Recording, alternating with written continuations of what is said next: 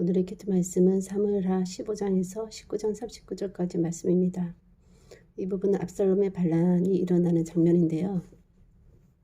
4년 또는 어떤 주석에는 40년이라고 하는 시간 동안 준비한 압살롬은 압살롬을 피해서 혼비백산에서 피해가는 다윗의 모습이 나오고 있습니다. 하나님께 묻는 것도 없고 대적하려는 마음도 없는 듯합니다. 압살롬의 준비에 비해서 다윗의 대응은 과한 느낌이 듭니다.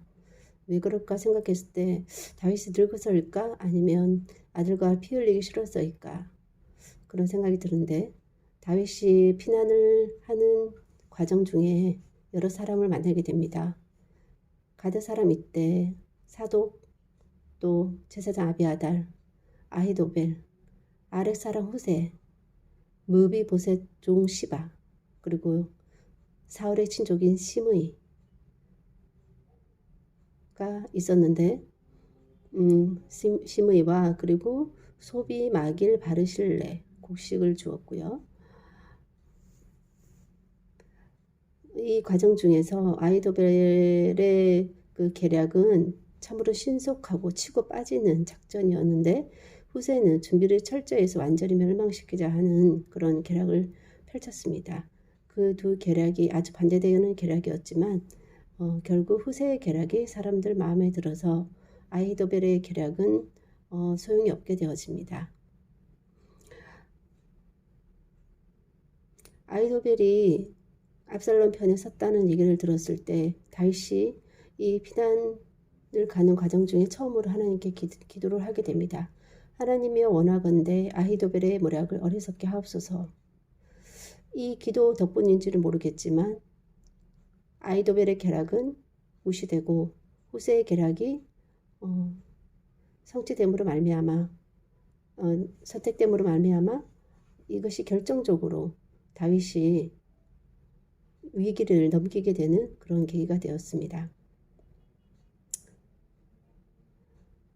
그리고 이후에 압살롬이 죽고 돌아오는 과정 중에 또 여러 사람을 만나게 되는데, 그 중에 무비보셋을 만나게 됩니다. 근데 무비보셋에게 다윗은 이제 이렇게 얘기하고 있습니다. 어찌하여 또 내 일을 말하느냐? 시바와 밭을 나누라 했더니 무비보셋은 내 주 왕께서 평안히 왕궁에 돌아오게 되었으니 그 전부를 차지하게 하옵소서라는 말을 하게 됩니다. 그리고 압살롬의 반란에 군사적인 관점에서 적극적으로 대처한 사람은 수르야의 아들 요압과 아비새 등입니다. 하지만 그들에 대해서도 다윗은 이렇게 말합니다. 내가 너희와 무슨 상관이 있느냐? 이렇게 다윗이 어려움에 처했을 때 주위에 많은 반응들이 있었습니다. 돕는 자가 있었고, 저주, 조롱하는 자, 기회를 이용해 자기 이익을 챙기는 자, 대적을 돕는 자, 인간적 교류 없이 전쟁을 즐기는 듯한 자들이 있습니다.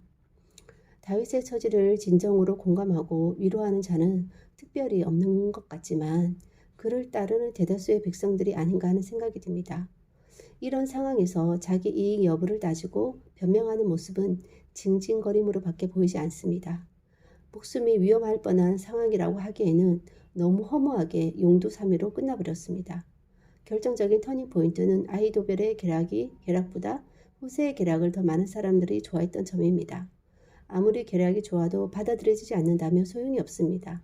이 또한 하나님이 주도하셨고 그 이유는 다윗이 그렇게 기도했기 때문이 아닌가 하는 생각이 듭니다. 다윗은 철저히 하나님을 바라보는 사람이었던 것 같습니다. 대적이라 할지라도 그를 통해서 하시는 하나님의 메시지가 있다고 생각하고 섣불리 혈기로 대응하지는 않습니다. 이제 더 이상 그 손으로 흘리는 피는 보고 싶지 않았을 것 같습니다. 비록 전쟁은 이겼지만 아들은 잃은 상황이니 어찌됐든 기뻐할 수만은 없는 상황인 것 같습니다. 이 또한 다윗 자신으로 인한 인과응보라고 받아들이기엔 조금은 가혹하다고 할 수 있을 것 같은 생각이 듭니다. 지나고 나서 그 전에 지은 일들로 인한 대가를 받는 상황일 때 그때 그러지 말지 그랬냐라고 하기엔 현 상황이 버겁고 그때는 그때고 지금은 지금이지 하고 없었던 일처럼 하기에도 현실은 만만치 않은 것 같습니다. 결론적으로 얻을 수 있는 지혜는 첫 번째, 다시는 같은 실수, 죄, 상황을 버리지 않는 것. 그리고 두 번째, 현 상황에서 최선을 다하는 것일 것입니다. 누구나 크고 작은 실수는 합니다.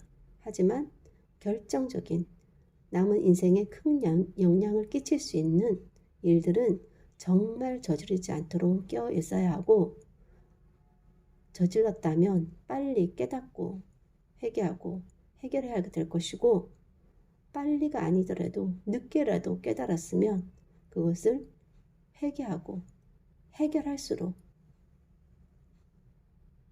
그 길밖에 없다는 생각이 듭니다. 하나님 아버지, 다윗 같은 사람도 참으로 인생에 있어서 커다란 결정적인 실수를 저지름으로 말미암아, 실수라고 하기에는 너무나도 큰 범죄를 저지름으로 말미암아 이런 비참한 상황들을 맞닥뜨리게 됩니다. 그럼에도 불구하고 다윗은 이 상황 가운데 하나님께 기도하였고, 또 하나님의 그런 메시지를 들으려고 하는 그런 겸손한 모습이 있는 것 같습니다.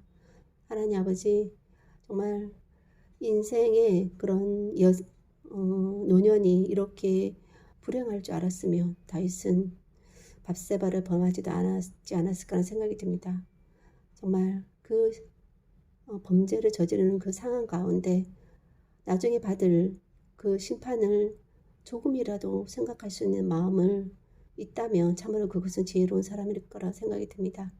참으로 그렇게 큰 실수를, 큰 범죄를 저지르지 않도록 늘 깨어있게 하여 주시고, 하나님 그 순간이라도 돌이킬 수 있는 은혜를 부어주시기를 간절히 소원합니다.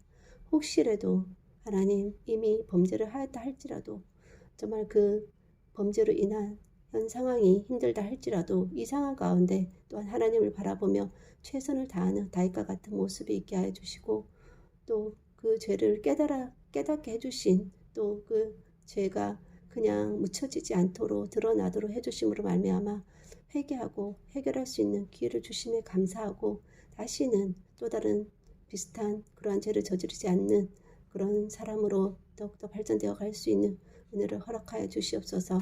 앞으로 남은 생애 가운데서도 크고 작은 그런 죄와 실수 가운데서 하나님 정말 최대한 죄를 저지르지 않도록 하되, 혹시라도 저질렀다면 빨리 깨닫고 회개할 수 있는 은혜를 주시고, 늦게라도 깨닫고 회개함으로 말미암아 그 죄를 쌓아두는, 하나님 그 받을 심판을 쌓아두는 정말 불안한 삶을 살아가는 노년이 되지 않도록 주님 은혜 베풀어 주시옵소서.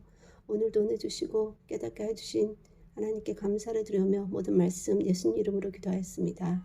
아멘.